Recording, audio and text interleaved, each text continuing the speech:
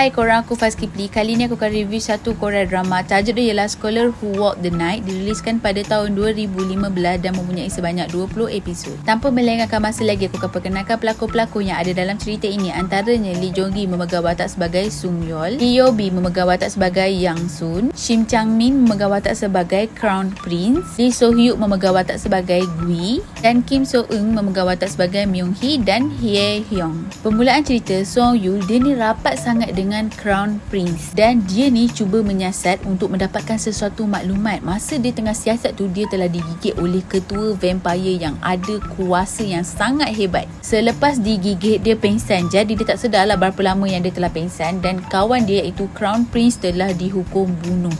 Dan keluarga Song Yeol pun meninggal. Diringkaskan cerita, Yang Sun dia ni merupakan seorang penjual buku berpakaian seorang lelaki, sedangkan dia ni seorang perempuan untuk memudahkan dia mendapat duit.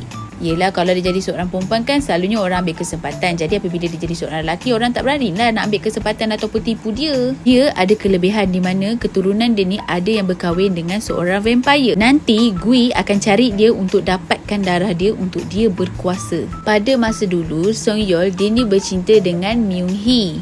Disebabkan ayah Myung Hee dia dapat tahu Sung Yeol masa tu orang pengkhianat, jadi dia bagi anak dia dekat vampire supaya vampire tu tak makan dia dengan ahli keluarga dia yang lain. Nanti anak kepada putera raja yang zaman dulu tu yang meninggal akan menuntut bela dan mencari Gui. Tetapi putera raja tu dia akan bersekongkol dengan Sung Yeol untuk tangkap Gui.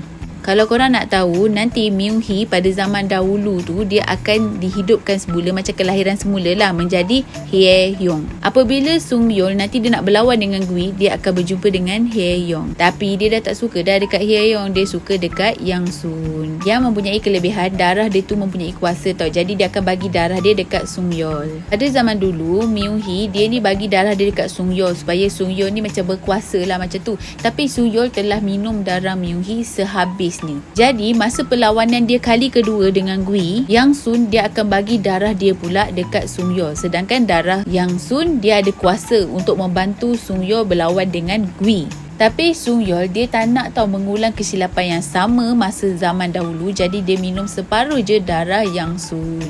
Jadi Yang Sun tu selamat. Soalannya adalah Sung Yeol dapat tak dia berlawan dengan Gui dan siapa yang akan menang?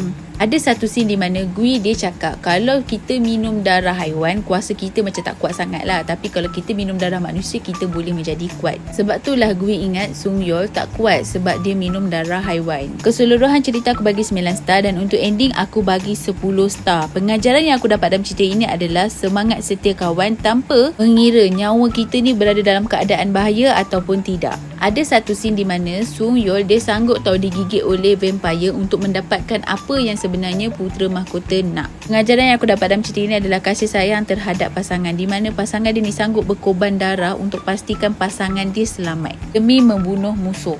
Okey korang, itu saja review aku kali ni. Kalau boleh tolong like, subscribe dan share video aku. Kalau boleh tolong tekan loceng untuk nantikan video yang akan datang. Bye.